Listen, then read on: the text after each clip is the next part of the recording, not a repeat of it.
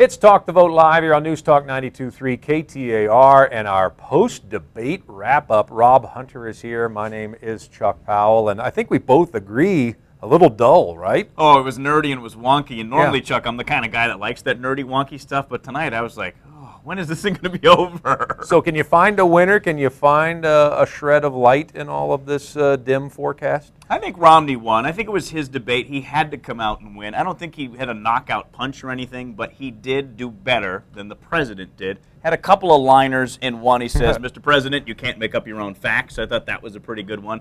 But as far as what the takeaways are, what the serious talking points are going to be, I'm not really sure, to be honest. He referenced Big Bird. He did reference during Big the Bird. course of the debate. And I find it amazing that it's Mitt Romney who ends up being the funnier one of the two. Where was Barack Obama's famed dynamism? He was not dynamic in any way, shape, or form. I don't think that necessarily Mitt Romney dominated this debate, but I really felt, considering all the advantages going in, that all he had to do was remain competitive, and he was going to win this first debate because in the second and the third, he's going to have experience under his belt finally. So I don't know where the Barack Obama that I've gotten to know over the years went tonight. Yeah, he's not a very good debater in terms of as far as comparing him to giving a speech where he can read somebody else's words on the teleprompter. He can really capture that audience. He didn't do that very well tonight. If you look at the time of possession, as I was calling it, CNN had a counter as who was talking more.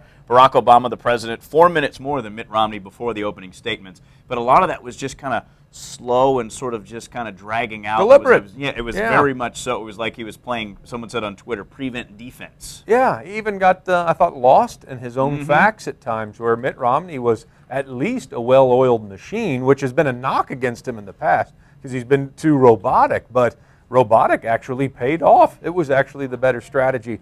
What is the big loser tonight? Was it Barack Obama, or is there something else? No, it was actually the debate moderator, Jim Lehrer from PBS. I mean, he was not there. He wouldn't interrupt the president. He interrupted Romney a couple of times, but I think he lost control of the debate, and it was almost like he wasn't even necessary at all. Yeah. You know, to me, the biggest problem with him is that he just let the candidates drone on, and he let wonky people, because you know they're politically wonky, go on and on and on about the same topics.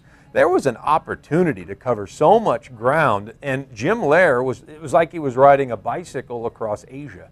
You know, it's like, can we get somewhere? We had the Chicago Teachers Union strike recently, and we didn't get into talk about quality teachers. We had the James Holmes shooting not too long ago, and we didn't get into gun control. We have illegal immigration on the table. This was an issue, a debate of domestic issues, and we overlooked very prominent ones. I know the economy's the big deal, and the deficit's probably 1A, but we spent 50 minutes on that and 10 minutes on education, and that was it. I don't think Lehrer actually, for 40 minutes, I think it was the same question. It was supposed to be a 15-minute segment. It ended up being, I don't know, 20, 25, 30 minutes on that first question. And I think there's something else at play here when it comes to that is Mitt Romney's victories. I thought his convention speech was pretty good, overshadowed by Clint Eastwood, the empty chair. But now tonight, his victory might be overshadowed by another empty chair in Jim Lehrer, because I think Jim Lehrer is going to be the social media talk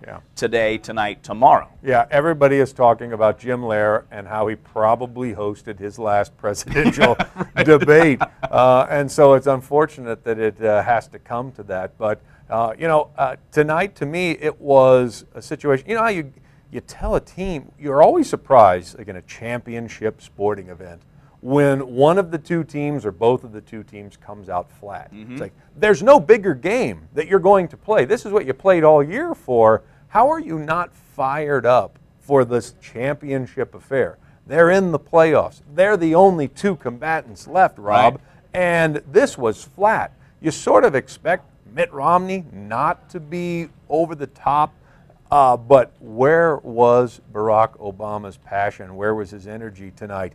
This should not have been boring, and maybe it was Lehrer's leadership, but this ended up being a very dull affair. It was, and you know who loses also because of that, not just Lehrer and Obama, is us, because we're looking at a presidential choice here, you know, the top leader of the country, and then to get a debate like this to try to make a decision, not very solid. I thought there was a lack of bold ideas. I mean, we're at a time in a country where we have $16 trillion in debt. We have economic problems. We have education problems, immigration problems. There was nothing out of the ordinary. There was no like Mitt Romney or even the president idea coming out and say, I want to go here and I want to do this. I want to lower the tax rates. I want a fair tax. I want a consumption tax, whatever. Nothing unusual about it. Yeah, very vanilla wafer. I don't think there's any question about it. So next debate, are we expecting, do you think they both huddle? Their campaigns get together and say, all right, here's what you did right, but here's what you did wrong, and things have to change next time around. And the president gets one out of the way. He hasn't done one in 4 years, whereas Romney hit about 100 in the Republican primary. That's true. So the second one will be a little bit more even. I think the vice presidential one, though, next week could be interesting because Joe Biden's in it, so anything could happen. Yeah, somebody could drop an F-bomb. All right, so for Rob Hunter, my name is Chuck Powell. Glad you've enjoyed our coverage of News Talk 92.3's Talk the Vote Live.